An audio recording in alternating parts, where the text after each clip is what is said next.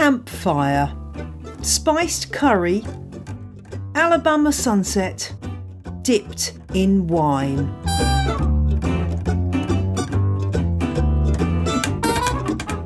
No, I'm not reminiscing about my summer holidays. I am, of course, talking about varieties of the wonderful foliage houseplant that is the Coleus.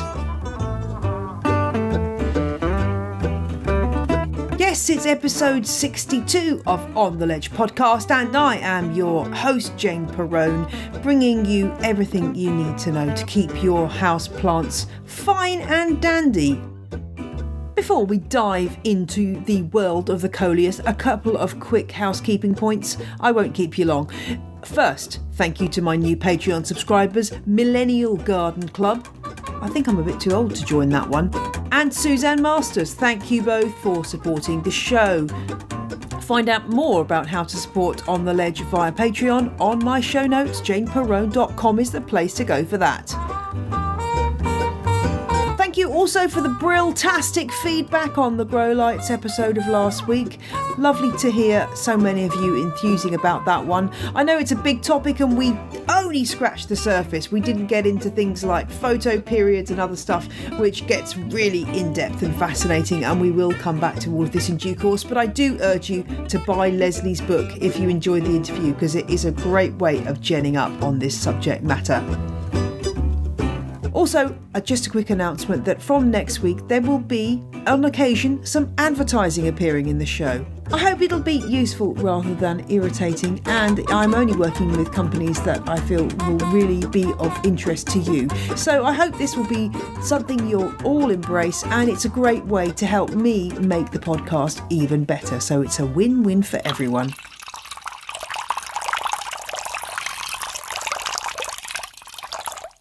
Was when I thought Coleus were just slightly gaudy bedding plants that people with very little taste or indeed influence put into their gardens to fill space. How wrong was I? Completely wrong, folks. It's happened before, it will happen again. I love Coleus now. I've come round to these plants in the last few years. I love them as houseplants. I also love them as outdoor bedding plants now. Perhaps it's just that I'm getting older, but they really are good value for money. Dr. Hessayon, our favourite houseplant expert, refers to them as the poor man's Croton. Now, Crotons, aka Codeum, they are growing in popularity again, but indeed, if you want to grow a plant that is a lot cheaper and easier, then Coleus is the way forward. Well, if you're not familiar with these plants, then let me paint you a picture. Imagine a nettle, a stinging nettle, with beautifully brightly splashed leaves. I would say a riot of colour, but I actually think that's such a weird metaphor, because who wants to be in the middle of a riot?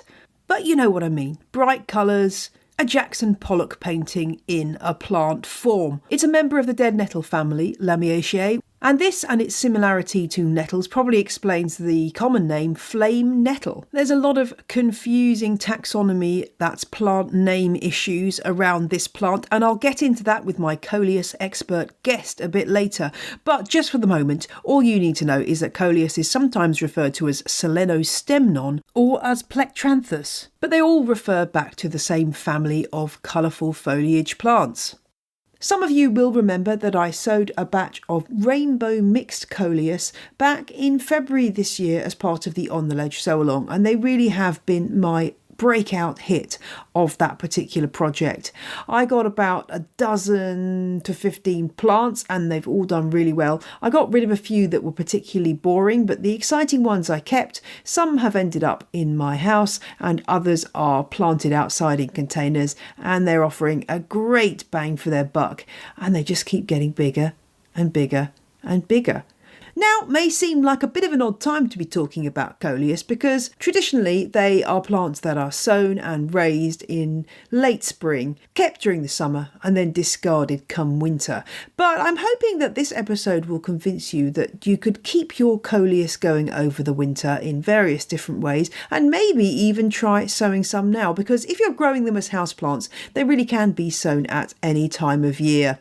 We'll come back to the nuts and bolts of taking care of your Coleus a little bit later, but for now I just want to wonder in the incredible colour and delight that this foliage plant can bring. Choosing Coleus is like putting your hands into a chocolate box and pulling out your favourites. Whether that's the strawberry cream, you might like China Rose, which has bright pink and maroon leaves, the hazelnut praline. Try the darkest purple dark chocolate, or the Turkish Delight. You might want to give Pink Chaos a go. Many have leaf edges that look like they've been cut with a pair of those pinking shears, but I'm with the famous but now dearly departed gardener Christopher Lloyd, who loved these plants. He noted, "Some strains have curiously crimped leaves. I prefer those whose leaves are plain in outline, but the design is on the leaf itself." Perhaps the cheapest and easiest way to start with Coleus is by buying a seed mix or a mixed pack from the garden centre in the spring, a set of plug plants.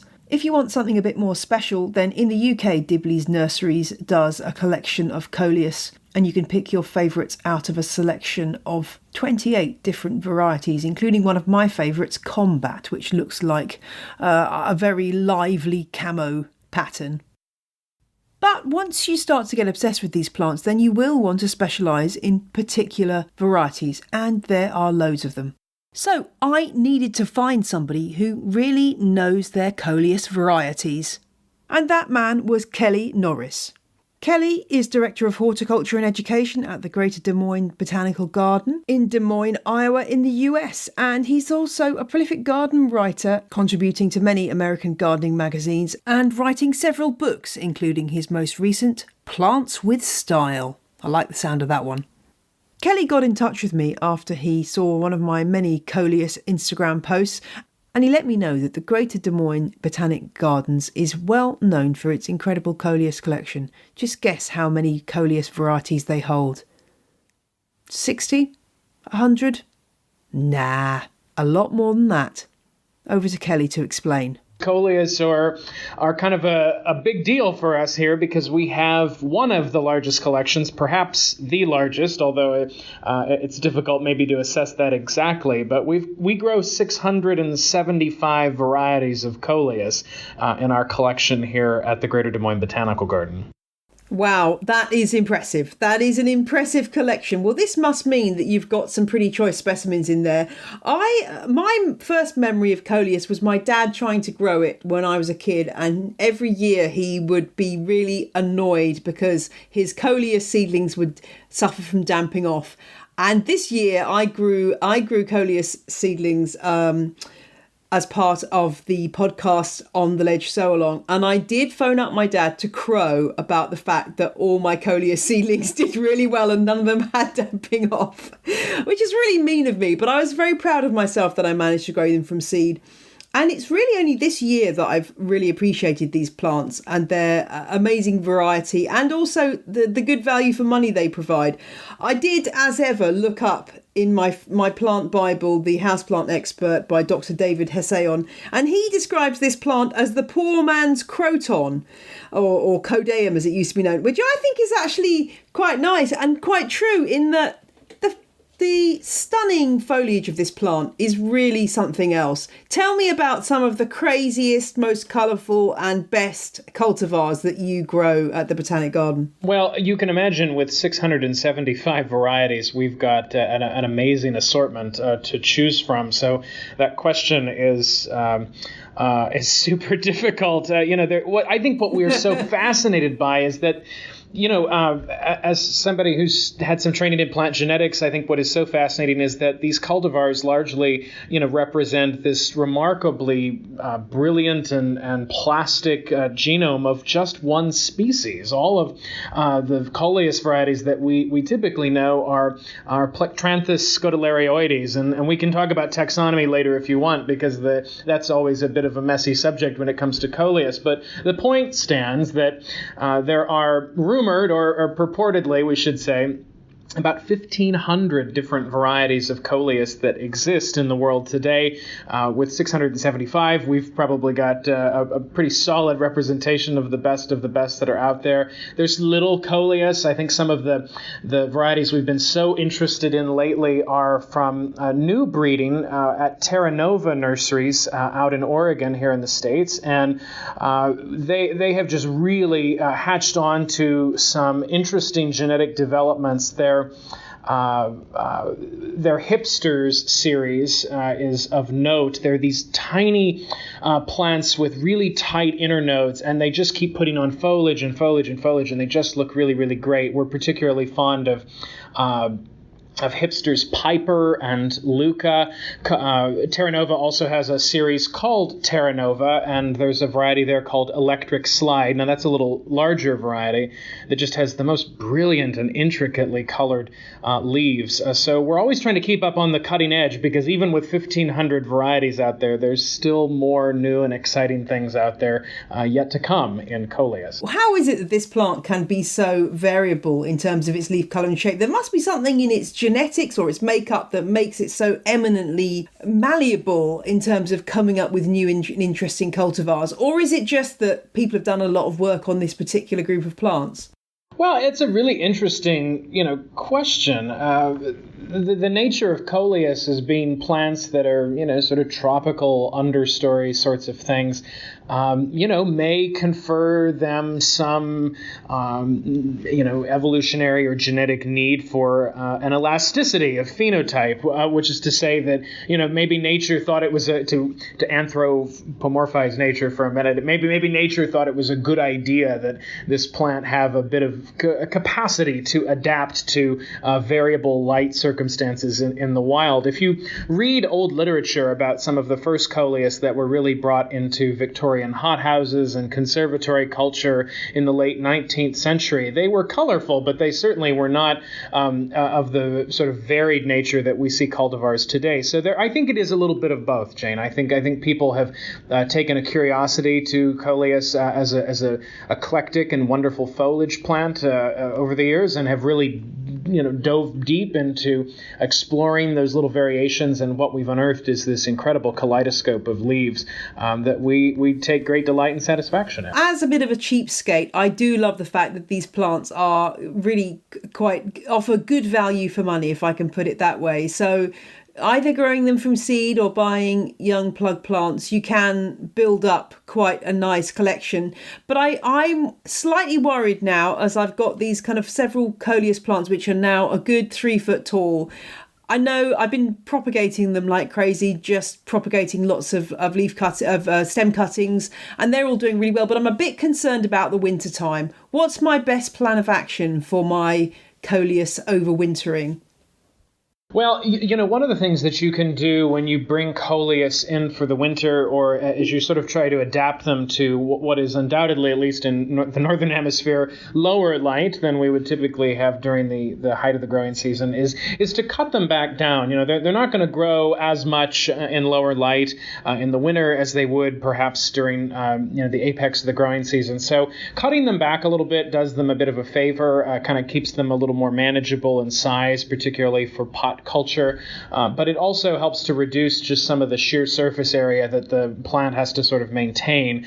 So you'll kind of keep the plant in a bit of a dwarf state like that throughout the winter. It will certainly continue to grow, but it'll be at a more manageable size for indoor culture. And it's also really important too to make sure you keep good circulation in the house or in the windowsill or wherever you keep your Coleus for the winter, just so you don't have some of the challenges that you can get with both low light and then low air circulation in the winter, like a damping off or a mildew or something like that. Right. In a weird way, I've been kind of treating my Coleus that I've been growing this year a bit like I would a tomato plant, in that I've just been kind of potting them on really regularly, moving them up into bigger pots, making sure they've got loads of, room to grow, but also that they're being well fed. And it seems to be working for those plants that I've done that regime for. They seem to have just got huge. I don't know whether that's the best comparison, but yeah, they seem to be very happy with that regime. How do you keep your Coleus at the Botanic Garden? Do you have them in beds, presumably, or are there ones in containers? They're all kept in containers. The entire, what we call the mother block of the collection, is maintained in our inventory stock greenhouse 365 days of the year. But basically, each section of the collection, which is just organized alphabetically for ease, is cycled through a couple times a year through a pruning regime, and then eventually a repropagation and repotting regime. So we're kind of always, working on some aspect of the collection in that way. Managing the collection like that helps us to keep plants healthy, to have nice specimens grown for presentation. Now, we don't feature the entire collection to the public at any one time, just because we don't have enough space to probably do that. So we utilize Coleus in our conservatory bedding schemes and in containers, throughout the garden campus, but particularly in a space we call the Gardener's Show House, which is actually the only greenhouse in our greenhouse range that's open to the public. We keep a display of maybe 100 to 120 varieties that changes 2 or 3 times a year, often around a particular theme, maybe a color or a particular leaf type or a cultivar group. So we rotate those on display so people can have a chance to see all of the varied selections that are in the collection. And do you have any of these plants at home? Do you take any sneaky cuttings home with you, or do they stay in the botanic garden? Well, for the most part, they stay here. However, this collection is actually a great example of our volunteer curator program here. Leanna Culver, who in some ways is the queen of Coleus around here, is actually one of our most dedicated and inveterate volunteers who keeps really the day-to-day of the collection. She usually volunteers 2 or sometimes 3 days a week and has a stable of other assistant volunteers that kind of keep up with her and work with our curatorial horticulturist on staff to really manage the collection. So, what we try to do to get those Coleus into the hands of people is we offer a collection every year at our Spring Garden Festival, which is our retail pop-up event that we do over Mother's Day every year in May.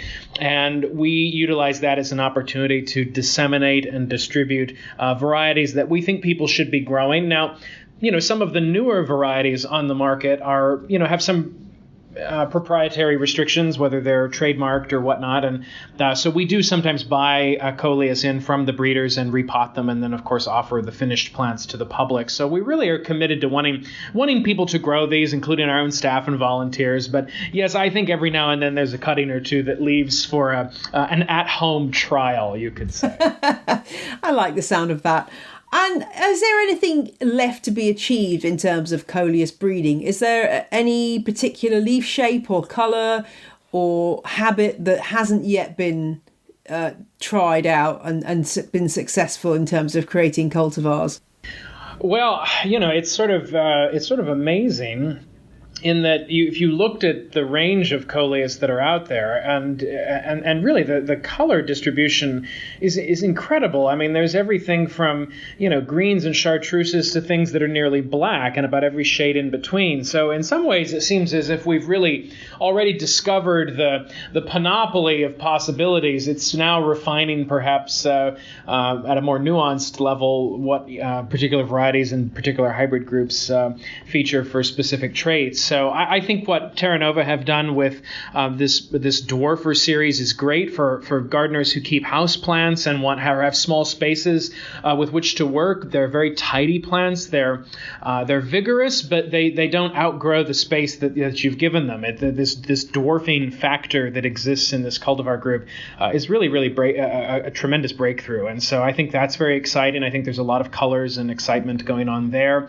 But some people like big Coleus too. Classic varieties like Alabama Sunset, have a reputation of being plants that you can bed out because they just literally achieve a size, that rivals the scale of things like hostas and other companion plants for shade. So, we've got not only a variety of colors with which to work, but we also have a variety of sizes with which to play with, which is very exciting too. So I think, we don't do a lot of breeding here. We occasionally select seedlings or grow out seed lots from particular plants that we're interested in. Occasionally, we even find one growing as a weed under a bench, and we bring it up for a closer look. And we found some nice reds, things that really improve the color clarity of some varieties that are out there. But I don't know that there needs to be a whole lot more breeding to be done. With 1,500 varieties, we have kind of an incredible array of choices out there already. But I have a feeling that there's perhaps more that we've yet to discover. Well, I'm always have a love laugh when I go occasionally onto a well-known auction site and you see those seeds coming from far away lands which are promising blue coleus, and there's a sort of a Photoshop picture of a blue plant, which always makes me laugh. But I am very fond, and I definitely want to grow some of these for next year, of the really black coleus. I mean, I think it's the goth in me coming out here, and I know some of my listeners are really into this as well. There's one called Black Dragon, I think, and Black Prince, and I think there's one called Dark Star. I love those. I'm loving those. I really want to grow some of those next year. But I guess, there's the more gaudy ones too, which are fun. I mean, the ones I grew this year were very bog standard. I think they were called Rainbow Mix. But it's quite amazing the range within that. You know, I've got some which are which I thought were initially quite boring, which is just kind of a lime green, but they've got a lovely kind of little flash of yellow down the centre. There's so much fun to be had from coleus, and they don't seem to suffer from too many pests, apart from, as you say, a bit of mildew risk if the air circulation isn't any good. Are there any other major pests of coleus? Aphids, are they an issue for you? We don't have too much of a problem with aphids. We do occasionally have outbreaks of mealybugs in parts of the collection, which is something I would caution your listeners to be mindful of when you have coleus perhaps in containers outdoors during the growing season, is just give those plants a really good inspection before you bring them in for the winter, because it's so easy for them to take a stowaway from the outside to the inside. And so we want to be sure that when we bring those plants into the house for house culture in the winter, that they're nice and clean. I would add, just on your topic of black coleus, one that you should all look for is called Shiny Shoes, which is a really, really interesting variety that is not only a really saturated dark color, but it has an incredible sheen to the surface of the leaves, hence the name Shiny Shoes, like a pair of shiny black shoes. And it's really, really, really striking in a container. It's a bit slower in its growth rate, and it does so it doesn't get very big, and it does certainly grow on the slower side of things, but it is just really, really fun. But no, you're quite right. There's fewer, really relatively few pests that coleus can be plagued with, but mealybugs are one to keep an eye out for. I've just Googled Shiny Shoes. That's awesome. That's definitely going on my list for next year. Oh my gosh, even more coleus. Now, let's just talk about sizing here. And as you say, there are some compact ones, but some of them can get pretty large. The other thing that people have asked me is whether or not they should be removing the flowers. I always remove the flowers. Some people seem to like them. What's your policy on that? They're not that dramatic, but does removing the flowers help to sort of strengthen the foliage further? Yeah, absolutely. You know, certainly there are coleus varieties that do have lovely flowers, even with just within the Plectranthus scotilarioides, the principal species that give rise to what we know as coleus. You know, some of those flowers can be quite dramatic relative to the foliage, but it does take away from the foliar display. I mean, these are plants that do really want to, from their biological programming, bloom and set seeds. So, you know, removing those flowers is certainly adventitious for the horticultural benefits of coleus, because we grow them for their leaves, after all. So we have a pretty liberal policy about pinching, particularly those coleus that are on public display. In the mother block, just based on the sheer number of plants that are available, it can be difficult to sort of keep up with them, particularly when they all start wanting to flower in the summer. So we never let any bloom out completely exactly, but we do, exercise some vigilance in keeping them pruned or pinched back, rather. Of course, there are other Plectranthus species, cousins, if you will, to coleus, that have really, really impressive flowers, and it's been a bit of a gamble with breeders over the years to try and get those really impressive flowers onto a plant with really impressive foliage. And nobody's been all that successful yet, but your listeners might really enjoy Googling Plectranthus eclonii, which actually comes in several colors, pink, white, and blue. These are just coleus flowers that you think of only just dramatically dramatically increased in size. They're really, really exotic looking. So, some people do like the flowers, and if they want to keep them and enjoy the flowers, or perhaps, grow their own strain from seed the next year, they could certainly do that too. Let's get really down into the taxonomy here, because in my old houseplant Bible, they're called Coleus. I was looking on the RHS, the Royal Horticultural Society website earlier, and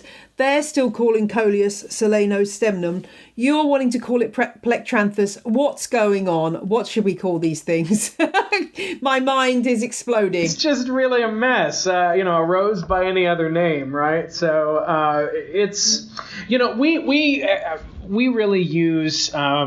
We treat the plantlist.org as kind of our reigning taxonomic and nomenclatural authority. The plantlist.org is a collaboration of a number of botanical institutions around the world, including Kew, the Missouri Botanical Garden, New York Botanical Garden, etc. That really, their researchers are constantly, surveying the literature of plant taxonomy and really trying to sort of sort out for the rest of us in the world what is really truly the right and most accepted current name for plants. And it's a working list, so you can access it at different points in time and sometimes find different answers. So it certainly evolves with our empirical and scientific understandings of plant taxonomy as they evolve. So as of today, we treat our Coleus collection, colloquially speaking, as species of Plectranthus scutelarioides, or as taxa of cultivars of Plectranthus scutelarioides. And so, which from our worldview makes a heck of a lot of sense, because there are just so many things in common between Coleus and other members of the genus Plectranthus as it has otherwise been broadly known. There is some evidence that there is hybridizing that exists, that occurs between species, so that there certainly is some, genetic support for these plants having very similar sized and similar typed genomes.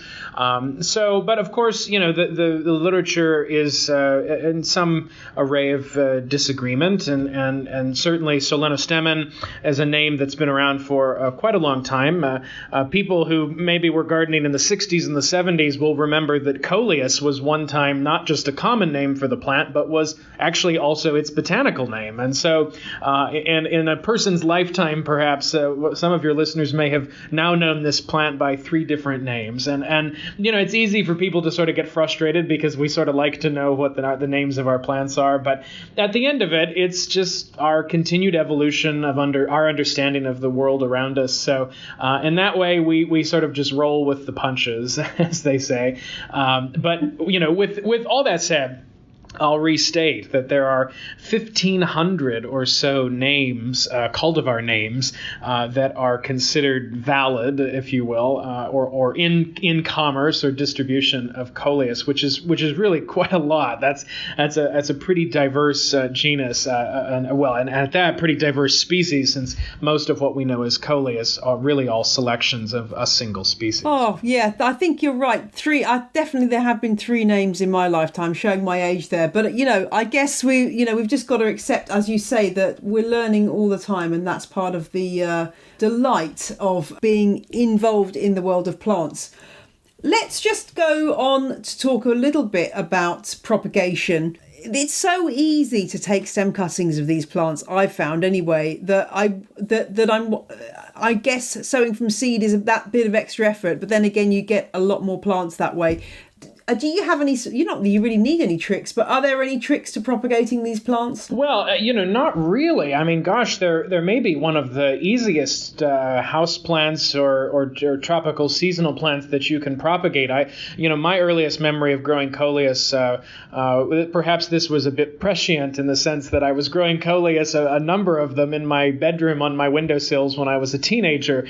Little would I know that one day I would come to manage a collection of them as part of my profession. So So perhaps that was a bit far-reaching in terms of its impact. But I was very fascinated by them, and not only by the fact that they grew so easily from seed, and you could get so many different varieties and types just from a packet of seed, but the ones that I liked, I could perpetuate by taking little cuttings off of the tip. I would say to your listeners that don't feel like when you take cuttings of Coleus that you have to chop off a whole limb of the plant. All you really need are a couple of nodes, one with an active set of leaves and really one node to sort of stick in whatever media you choose to grow a Coleus in. For years, we propagated the collection in perlite.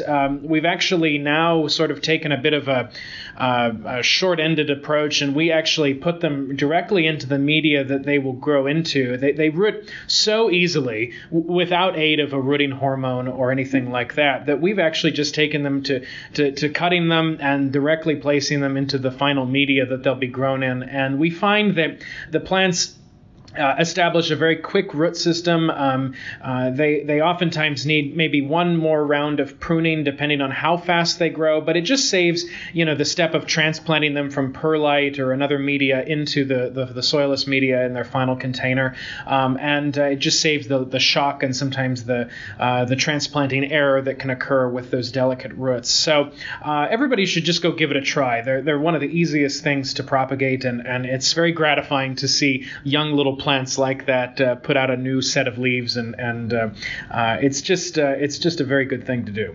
Yeah, I think it's definitely worth trying. If you failed with most other plants to propagate, then you may well find that you have success with these. I can't remember, I'm desperately trying to remember where I heard this, but I did hear about somebody who basically overwintered their Coleus by taking lots of cuttings and basically water propagating them over winter in a big vase full of water and literally leaving them like that all winter long, just adding a little bit of feed to the water and then popping them back into soil in the springtime, which they basically had a vase of Coleus going all through the winter, and then in the spring they would pop those up. So I thought that was kind of interesting, possibly worth a try if you've got as many Coleus as I have to think about this winter. But yeah, I mean, I usually pop them into water, but as you say, they go so easily in any medium that it's just a delight to have them. And I'm just looking at the ones on my patio right now, which I'm going to have to be a bit selective about which ones I actually take cuttings from because I've got so many. But yeah, it's all part of the fun, isn't it? Absolutely. It sounds like you've got quite a collection of your own. I want more. I just want more. I'm just actually going to be expanding that collection hugely. And my husband today said, "Are those new plants?" And he was pointing at these 3 Coleus that are on the desk downstairs. And I said, "They've been there for about 2 months, dear, and they're absolutely massive, and they're really brightly coloured." And I'm thinking, how could he not have spotted them before now? But no, he hadn't really noticed them. So there you go. I can get away with quite a lot of extravagant plants before anyone notices in this house, which is great.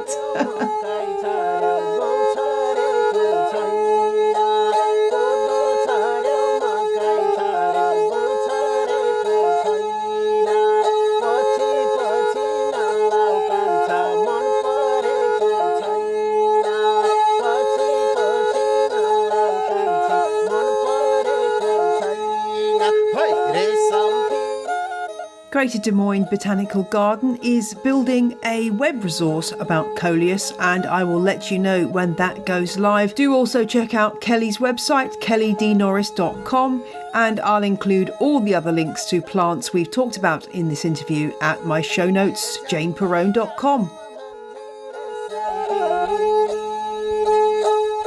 So let's talk a little more about how to propagate these plants and how to keep them looking good. If you are going to grow Coleus from seed at this time of year or any time of year other than springtime, you are definitely going to need to consult episode 61 of On the Ledge about grow lights, because you will need to supplement the light they will be receiving. Otherwise you'll just end up with long leggy sticks, which will really not be great plants. But if you can stick your seedlings under a grow light, then you really can raise these at any time of year. The other wrinkle, Coleus seed is absolutely tiny, so you can mix it with a little bit of horticultural sand before you sow, which will help you to spread it evenly and make sure you don't lose any. Spread that on some moistened seed starting mix, and the benefit then is you don't need to add any more potting mix on top. You could put a light covering of vermiculite if you choose to, but do make sure that the seed tray is covered with a piece of glass, or use one of those propagator seed trays with a plastic clear lid, because that way the Coleus will receive the humidity that they need to get started, and also it'll help keep temperature levels high. They need about 21 degrees centigrade, which is about 75 degrees Fahrenheit. Sorry, I'm not very good at those kind of conversions. Once they've germinated, which should take about anything from 2 to 3 weeks, then you do need to start thinning them out once they get going. And once they've got more than one set of leaves, you can prick them out into individual cells and grow them on from there. And they're quite hungry plants. They will need fertilising quite regularly, probably every week or two with some houseplant fertiliser. And before long, you should have a lovely collection of Coleus. Be brutal. If you've got any Coleus that just don't cut the mustard in terms of the leaves or the general appearance, then get rid of them, because you will end up with an awful lot of plants otherwise, or you could always just give them away, of course. The other key to growing Coleus inside is being a little bit brutal with your pruning regime. If you don't pinch out any of the top growth where the new leaves are emerging at the top of the main stem, you'll find you end up with one long tall column of a plant, which is not particularly attractive. The more you can pinch out that top growth, and then indeed pinch out the tops of the stems that branch out from that, you'll end up with a much more compact plant. Coleus vary a lot in terms of different cultivars. Some are much more compact than others.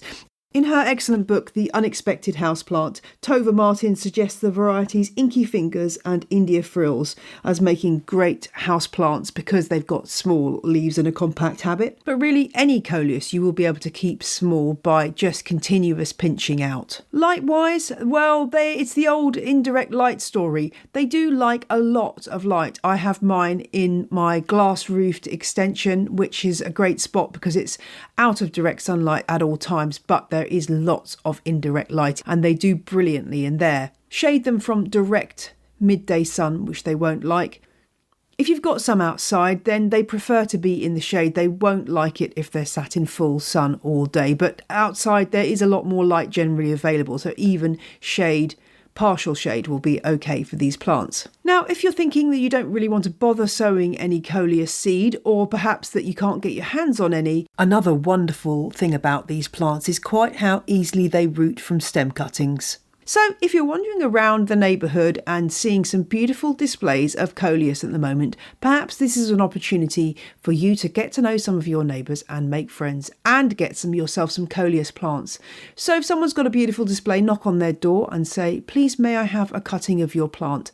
I would strongly advise that you don't just take some, because that is not a good way to make friends. But you'll be surprised how generous people are, provided that you are careful with their plants and warn them in advance. You can land yourself some cuttings. If you are planning on taking a cutting, what do? Well, aim to be cutting the plant off or pinching it off with your fingers just above a set of leaves. And make sure that you have at least 2 leaf nodes, that's the little points where the leaf joins the stem, on each of your cuttings. When you get that cutting home, you can strip off the lower leaves and reduce the length of the cutting so that you cut just below the lowest leaf node. That way you'll get lots of roots coming from that low leaf node. Stick them in water or in some quick draining cutting compost, and you should be away with some plants pretty quickly. And now it's time for question of the week, which comes from Jen. She's looking for advice on her abutilon. This is also commonly known as the flowering maple, and it's one of those plants that's often classed as a conservatory plant, something you grow outside in the summertime and then bring indoors to a bright but indirect sunlight spot in the winter times. Jen has this growing on a west-facing windowsill, and her concern is that despite the fact that it's putting out lots of extra leaves and seems to be pretty healthy, it isn't putting out any of the lovely mallow-like flowers that the flowering maple is known for.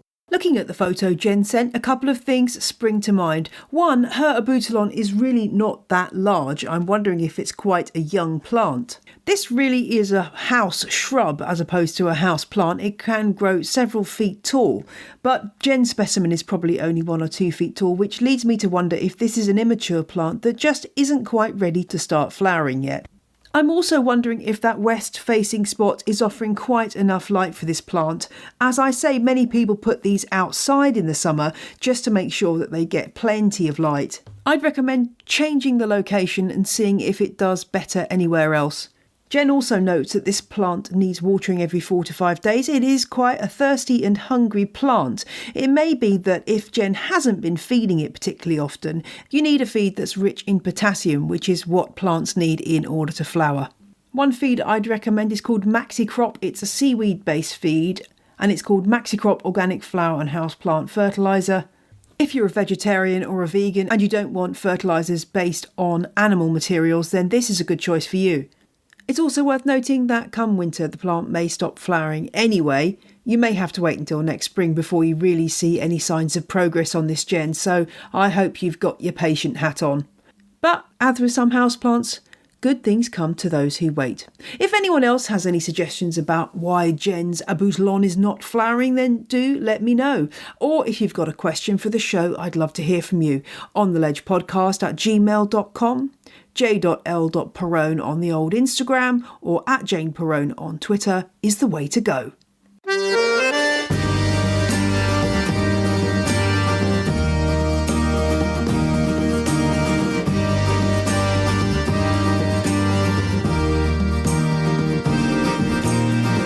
Well, the packed passenger train that is the On the Ledge podcast has hit the buffers of destiny once again.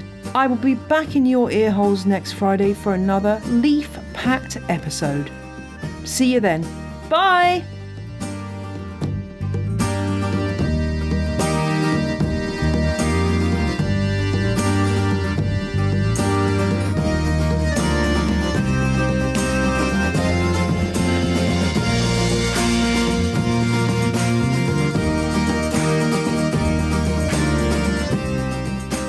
The music you heard in this week's episode was Roll Jordan Roll by the Joy Drops, Ration Pidity Pucara by Samuel Corwin, and O'Mallory by Josh Woodward, all licensed under Creative Commons. See my website for details.